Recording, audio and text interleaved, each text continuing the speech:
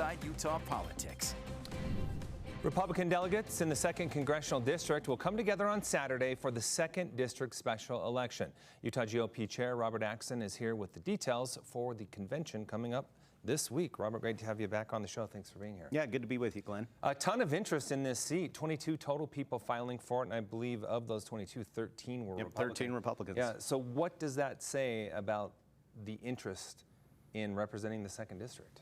I think it's a fantastic indication that our system of government in the United States is vibrant, and you have the opportunity with an open seat here for Utahns to put their name forward and express what they're going to do for the 2nd Congressional District. I'm excited to see what they all bring to the table, especially on the Republican side. Obviously, an open seat, like you say, is a big factor in people coming out, but I think there's also this sense where, look, this isn't a prolonged year, 2-year type campaign. This is going to be done quick.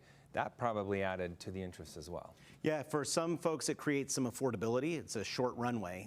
There's certainly an expense that goes to campaigning, and it's truncated when you only have a couple of weeks or a couple of months if you go the signature path.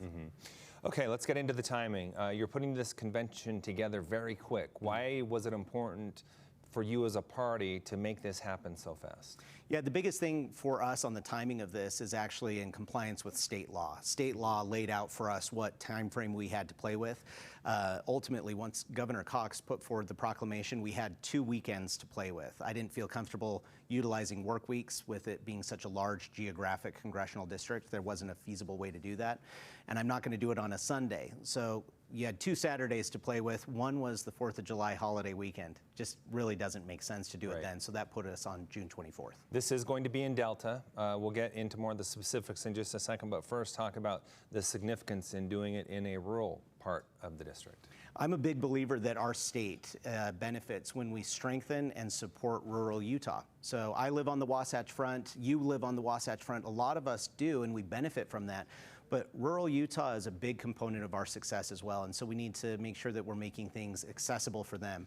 Also, Delta, Utah happens to be pretty close to the geographic center of this congressional district, so I thought it was fair for those coming from the north and the south. Okay, so this is happening on Saturday. Break down all the times and everything that delegates need to know. Yeah, so any state delegate in the 2nd Congressional District is invited, and we've been corresponding with them, but any that are watching the show, they need to be there by 1 p.m. for credentialing. They'll also have an opportunity to meet with all of the candidates in the booth convention type space, and then we'll be starting pretty close right to the 3 o'clock hour. And are all 13 candidates planning on attending and participating in convention? Correct. So every single candidate, even a couple who are pursuing the signature path as well, are also going through the delegate path. And so I would anticipate that all 13 will be there. Okay. That's a lot of candidates to get through. So how is this process going to work out? So unlike a normal convention where there's other business, in a special election, it's really just doing the part of balloting. So it's multiple rounds of balloting. You'd have the candidate speeches, but we'll get right to the meat of that, of electing or selecting who would advance to the primary through the delegate path. So I would anticipate it's going to be a few hours to accommodate not just the speeches each round, but also the balloting takes some time and counting those votes.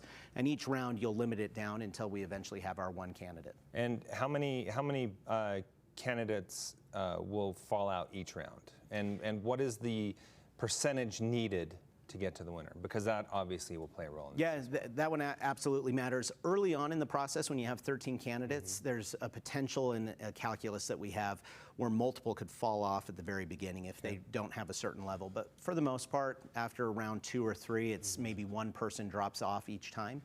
And then in a special election, state law only allows us to put forward one candidate. In a normal election year, absent one candidate securing 60% support, we would actually advance 2.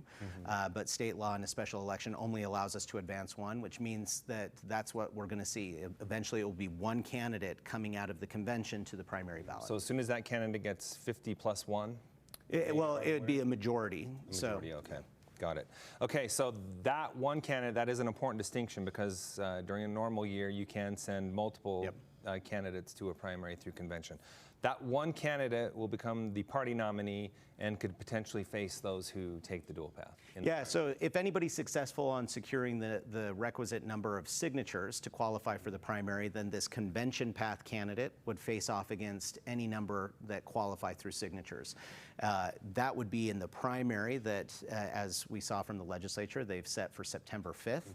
And once we know that number, all of those would be seeking the Republican nomination on that primary date. Got it. We'll talk more about that in just a second, but first, some important information for delegates throughout the week, because the party is going to be hosting some debates with these candidates. Talk about that and how delegates can participate in that. Yeah, we respect the process. So we wanted to make this easy on candidates, and we want to make it easy on delegates. We appreciate our Republican delegates going about their duties, and we recognize it's a short time frame. So the state party is trying to lean in and create as many opportunities as possible for that dialogue to happen. So on June 20th, we will be having the first of the 2 sponsored debates happening at Woods Cross High School. So we'll be putting out information about that, but we would encourage any delegates on the north end of the Congressional District to come on out and see that in person. We'll also be streaming it and working with some media partners in doing that. On the 22nd, we'll be doing it down in St. George at Utah Tech.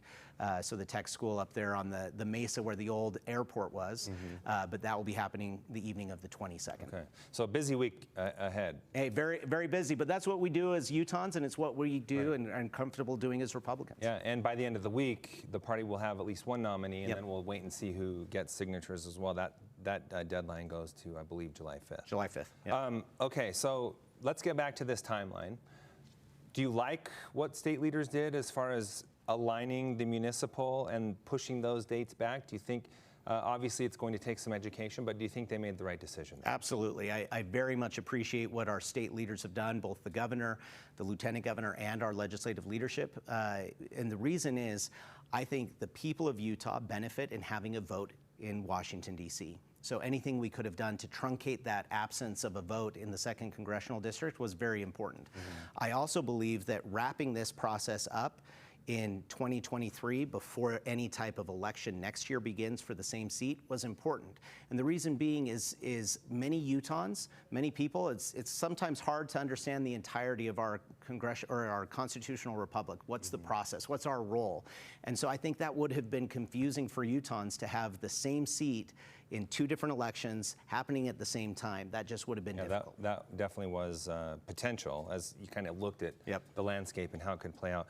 I know you can't, you have to stay neutral as far as a candidate, but talk about the field as a whole. It seems like delegates will have a pretty wide-ranging choice when it comes to candidates. Yeah, there's some great options. I'm glad that among 13, we've got men and women from across the Congressional District in the state of Utah, different backgrounds, different experiences. And so this is an opportunity for folks to really hone in on issues and style as delegates to determine who they want to select and who they want to give their support to.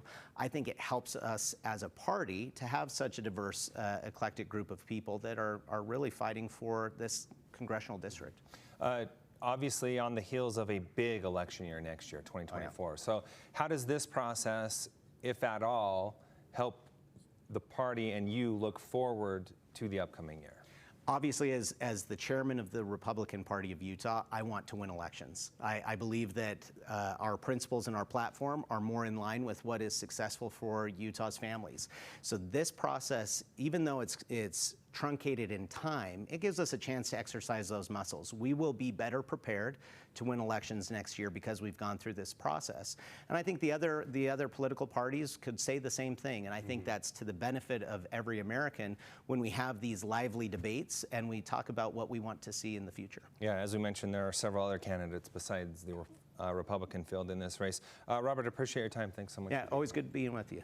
Stay with us. We'll be right back with more Inside Utah Politics right after the break.